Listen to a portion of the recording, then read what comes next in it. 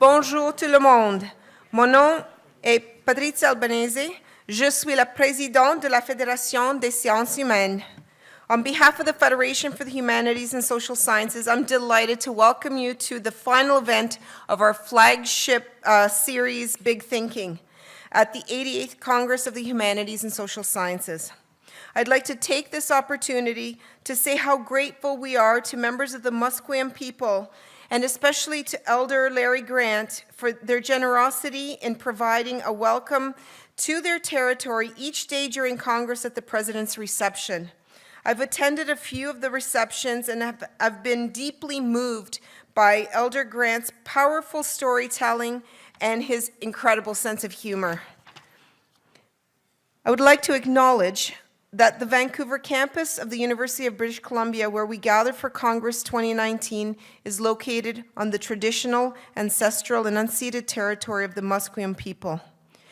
We give heartfelt thanks to the Musqueam people for allowing us to gather for Congress on their territory. Haichka. Our gratitude extends to the Squamish and Tsleil-Waututh First Nations for hosting Congress attendees on their unceded territories. J'aimerais signaler, avant de commencer, que nous proposons un service d'interprétation simultanée. Vous pourrez vous procurer l'écouteur dans la salle située à l'extérieur du théâtre. I also request that you not take any photos or videos, and please turn off your phones and put them away, or any other devices that you may have. So please turn them off now and put them in your bag or away. Thank you. We're enormously grateful for the incredibly hard work and generosity of our Congress hosts and partners for the Big Thinking series, the University of British Columbia. To make this week, they've made this week a resounding success. It's been incredible. We've heard so many wonderful things, and we've experienced so many wonderful things together. Je souhaite remercier le Conseil de recherche et sciences humaines, l'Université Canada et la Fondation canadienne pour l'innovation, pour le parrainage de la série de causeries Voix Grande. It is thanks to their generosity, the generosity of these sponsors, that we've been able to open these events to the public. I would also like to note that our Big Thinking events are videotaped, and you'll be able to view them later on the Congress 2019 website. But again, please do not take any photos or use your devices. Thank you. The Big Thinking series gives us a chance to engage with thoughtful exchanges about critical issues of our time. If you were able to join us for some of the other Big Thinking events this week, you will likely share in my views that they were absolutely impressive and incredibly moving. The lineup was phenomenal. It was just incredible. All of our distinguished guests have inspired us to look at our world through different lenses so that they can deepen and enrich our understanding of our individual and shared responsibilities. How fitting, then, to wrap up the series by hearing from an internationally acclaimed master of lens-based media. It is our great honor to welcome here today a remarkable visual artist, Vancouver's own Stan Douglas. In 2016, his bold and imaginative explorations in photography, video, television, and film were recognized with the prestigious Hasselblad Award. Considered the photography world's biggest prize, the award is granted to individuals who had made pioneering achievements in taking photographic art in new directions. Needless to say, we're delighted to have this opportunity to learn more from such an original artist about his use of a modern lens to invite new ways of seeing and thinking about the world. It is my pleasure now to present Sherry Rosenblum, the Curator of Academic Programming at the Morrison Helen Balkan Art Gallery. Shelley earned her PhD at Brown University and has taught at Brown, Wesleyan University, and UBC. Her role at the Balkan is to conceive and curate programs that increase engagement from the UBC and wider Vancouver communities. She will introduce us to Stan before he gives a lecture, after which they will engage in a fascinating conversation. I hope you can join us afterwards for a reception in the lobby, co-hosted by the Art Gallery, which is right next door to the theater. And I also want to mention that the Art Gallery is open until 7 p.m. tonight. So over to you, Shelley.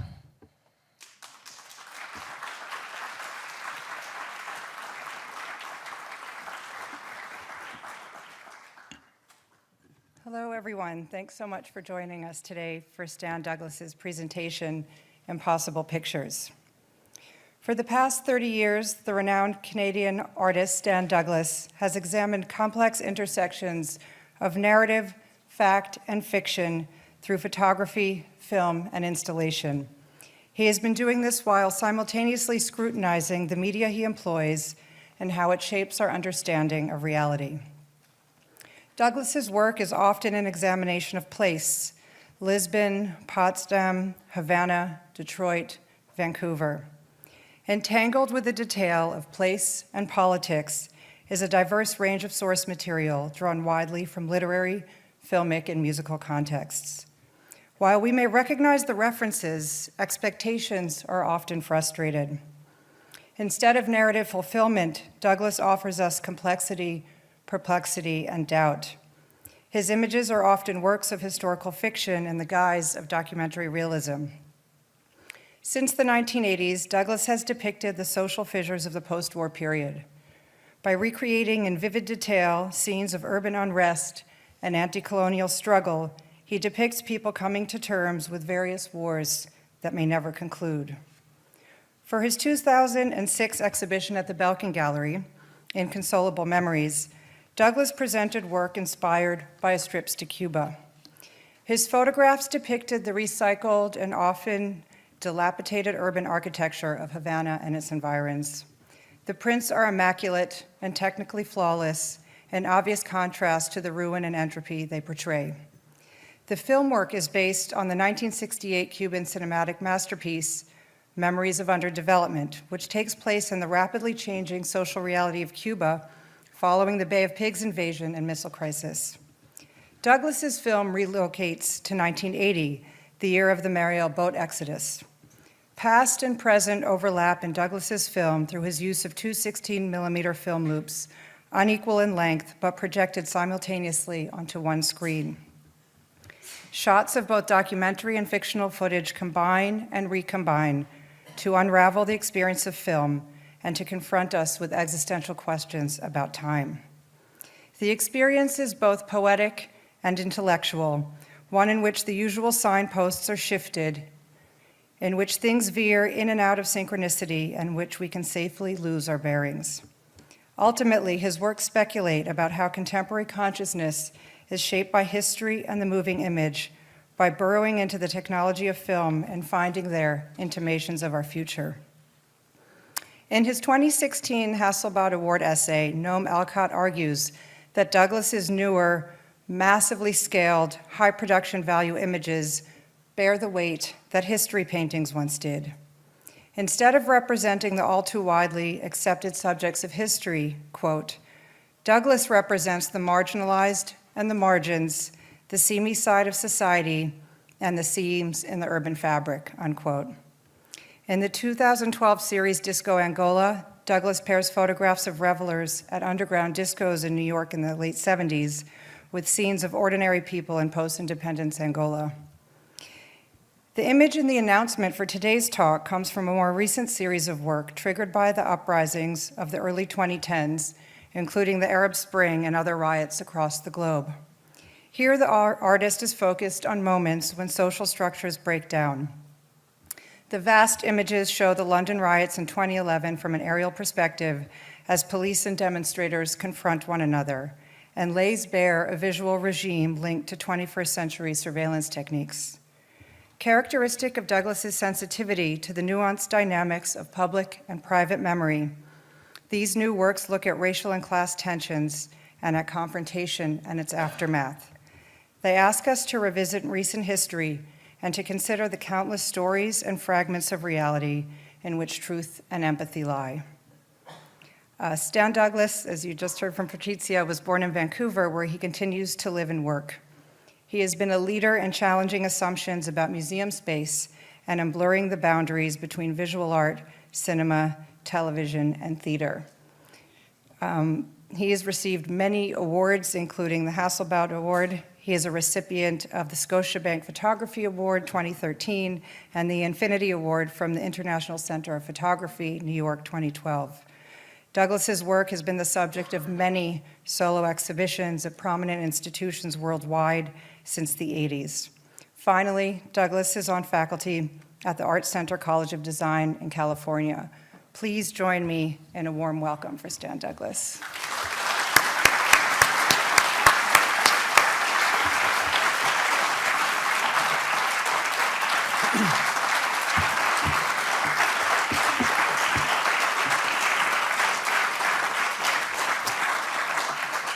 Thank you, and thanks for coming into this dark room on a beautiful sunny afternoon.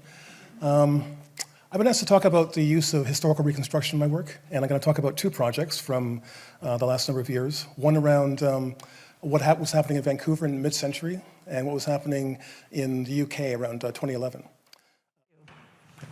We have time for questions. There are mics at the bottom of the aisles. You can feel free to come up and just briefly introduce yourselves and ask a question. And if you can't come down to the mic and want to ask a question, just raise your hand. We'll be sure to bring one up to you. Hi. Hi, I'm Glenn Foltz from Langara College. I teach in the English department. Just curious what your thoughts were on having the shot from so high up. I guess it wasn't your intention to make the figures particularly clear. So just curious about the thinking behind that height, where you have so much, there's so much sort of external to where the actual action is taking place. Right. I guess two things happen there. One is that you can actually look at it and not understand what's going on immediately. It may just seem like an everyday life in London during that day, but if you look closely, you realize things are going on. And the closer you look, you realize there are these different scenarios being played out in different locations. In both photographs, there's actually, you see a helicopter. Police helicopters below the vantage point of these news helicopters. So this reminds us, the second is it reminds us that this is one of the most highly surveilled countries in the world, where there's cameras which are on street corners in every major city, and police helicopters are often there being vigilantly keeping an eye on the population. So this view is not the view of, it's not a humanistic view. It's not a view of like a citizen, a bystander. This is a view of surveillance. This is of a surveillance culture. So even though it does give us an overview of everything, which is what that kind of view is supposed to do, it does have a fundamental alienation from what those people are up to.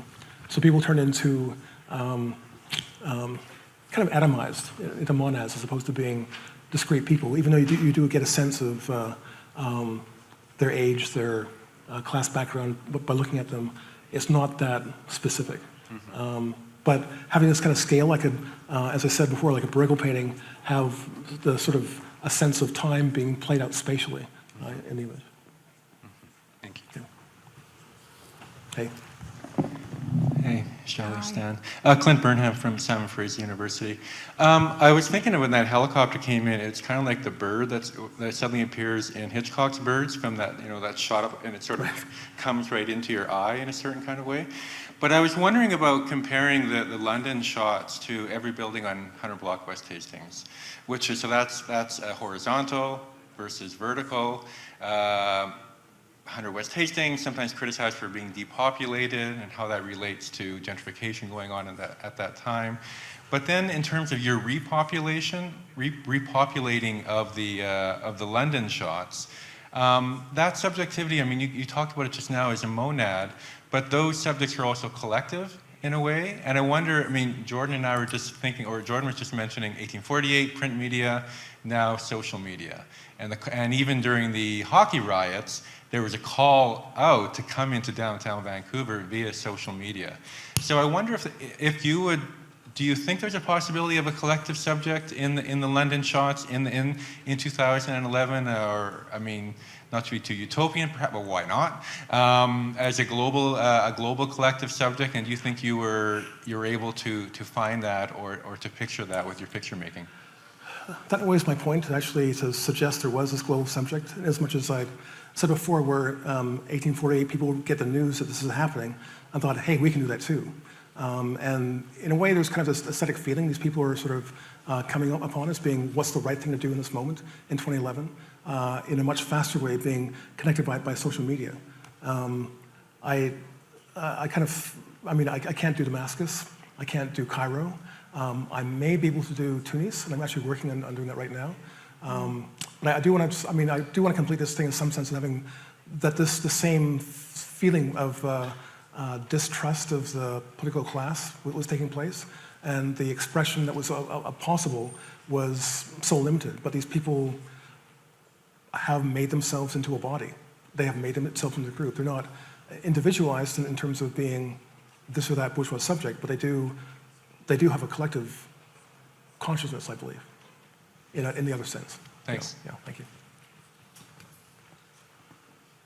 Hi. Hi. I was really curious to talk about something else. When you did the gorgeous piece for the Woodwards building, I kept having this longing for an actual photograph of the demonstrations outside the Woodwards building and everyone in the tents. And I was wondering if you had been tempted to photograph that. The squatters, you mean? The squatters? The squatters. Right.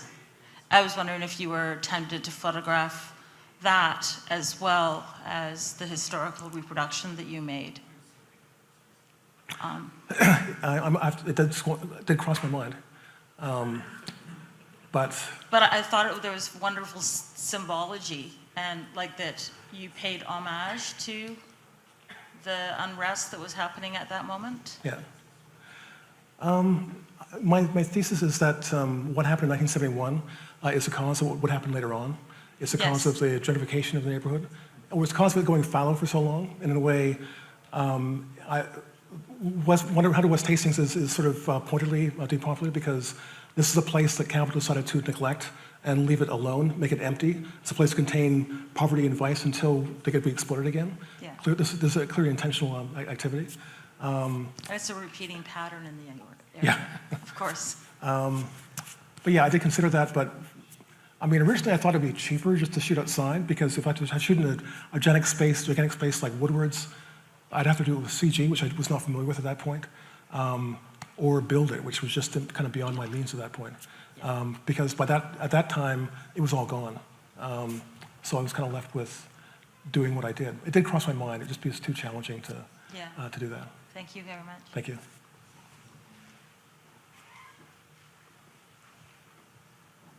Thanks a lot. I want to ask about what you think about how Vancouver has, because you're from Vancouver, right? So what you think about Vancouver as a, like, in terms of its, the way it's been developed, that's about it. Like, but bearing in mind, it sounds like you've photographed a number of other cities in the world. You've probably traveled a lot. And it's something that interests me, thinking about that. Like, for instance, when you at one point you put up a picture of a plan for development in Vancouver circa like 1950, yeah. And like that looked like a very different. It didn't look like that was carried out, but I think you spoke pejoratively of that image. I think. And I looked at that and I thought, oh, it would have been nice if Vancouver had been developed that way, anyway, I don't know if you know what I mean. And it's partly also a question about what would it have been like to live in Vancouver in the post-war period compared to, say, today, like from I guess that's it. Thanks. Yeah. That is partially realized. If you look on the west end and east end of Strathcona, there's the Stamps Place on the east end and McLean Park on the west end.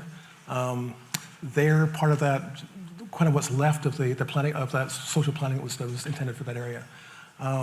As they began the process of raising the houses, there was the SPATA, which was a community group against raising these houses, which the old ethnic neighborhoods had moved out, and a lot of Chinese people had bought houses in the neighborhood, and they were happy to be able to have these sort of detached houses for the first time and didn't want to take it away. So they made a deal where they could make one more condo of co-ops and then do some infill housing with Vancouver specials, and that's kind of stopped after those two housing projects. But if you go to McLean Park, it's actually quite pleasant. There's a lot of families, extended families there.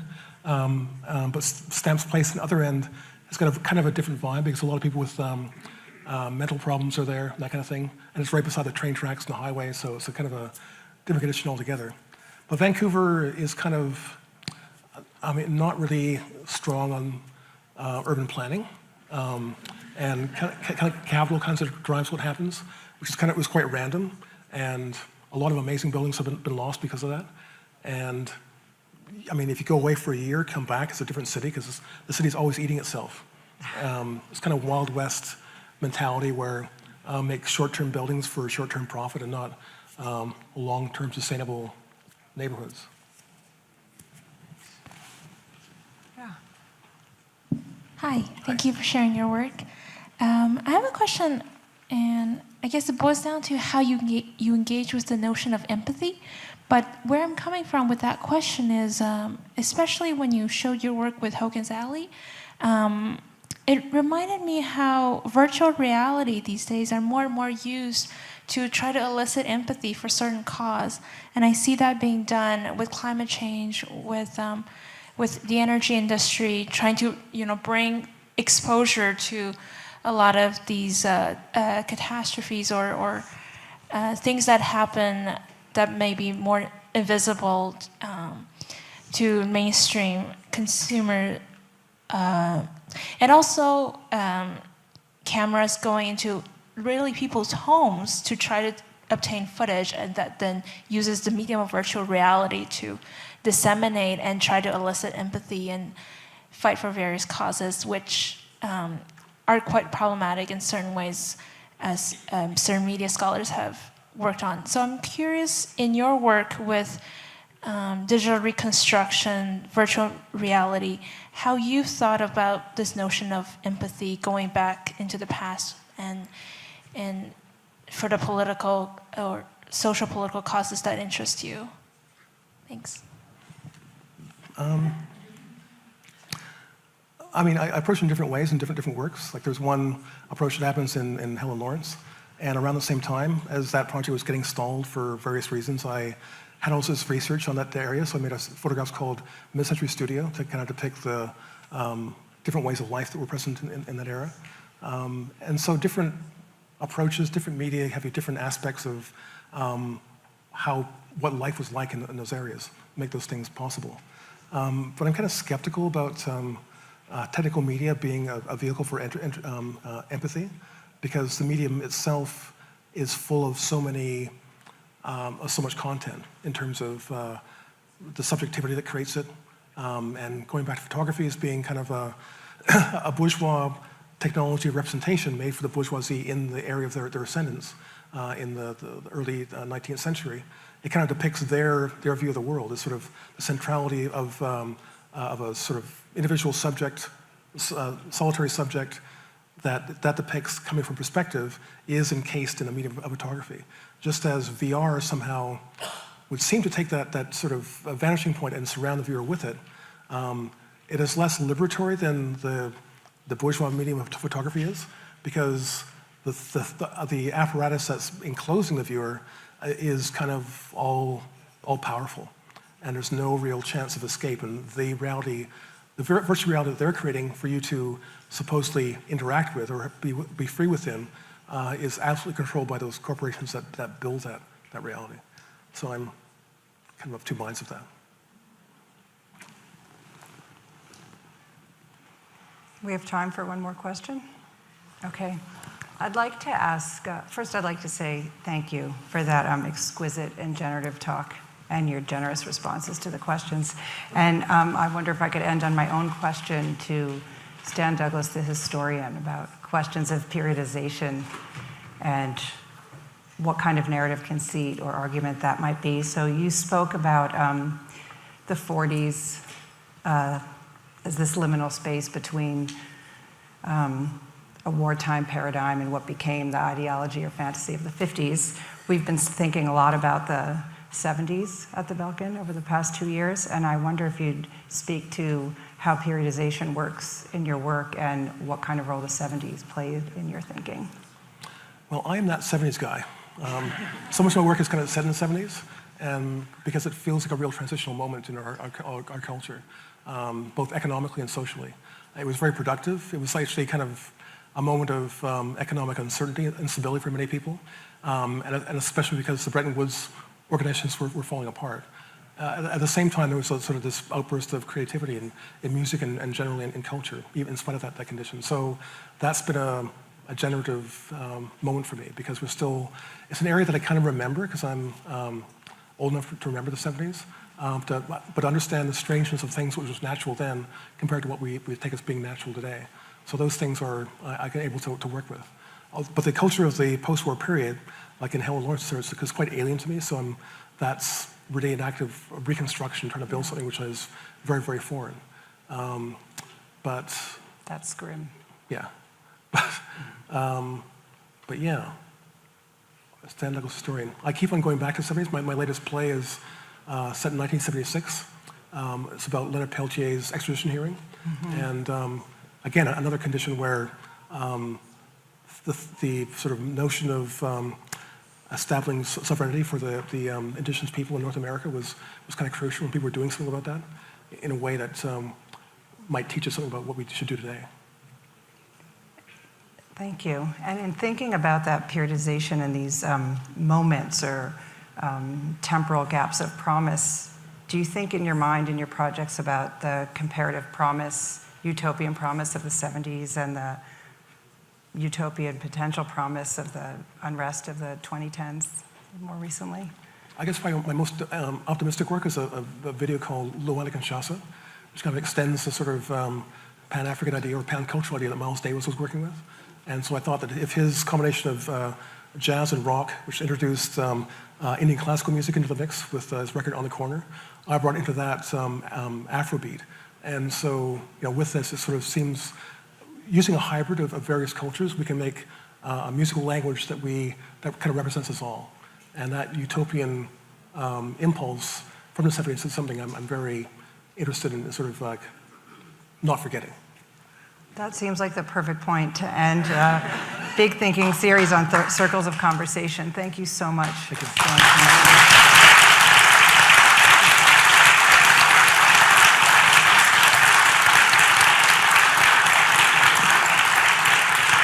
On behalf of everyone here tonight, thank you so much, Stan and Shelley, for this incredibly fascinating presentation and breathtakingly beautiful, beautiful art. We had a wonderful series, wonderful Big Thinking series. So once again, I'd like to thank our Big Thinking sponsors, the Social Science and Humanities Research Council, Universities Canada, and the Canadian Foundation for Innovation. And an immense thank you to the University of British Columbia for being the perfect host, for hosting Congress 2019, and for being our partner on this truly engaging series of talks, conversations, and panel discussions. They've been incredibly moving. For those of you who can stay, please join us in the foyer. And also enjoy the Morris and Helen Belkin Art Gallery, which again is open until 7 p.m. today. As a university art gallery, the Belkin is committed to a research mandate, an international perspective, and the goal of fostering civil society. Merci à toutes et à tous. Je vous souhaite une excellente soirée. Have a great evening and enjoy.